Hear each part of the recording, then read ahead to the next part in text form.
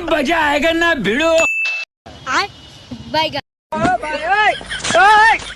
हे प्रभु हे हरि राम कृष्ण जगन्नाथ प्रेमानंद, ये क्या हुआ?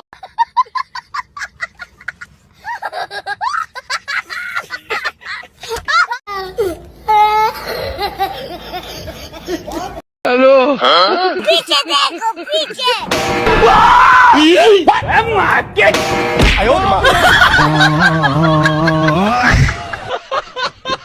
খুদির ভাইরা আমাকে পাগল পাইছে, যা মন চায় তাই কর।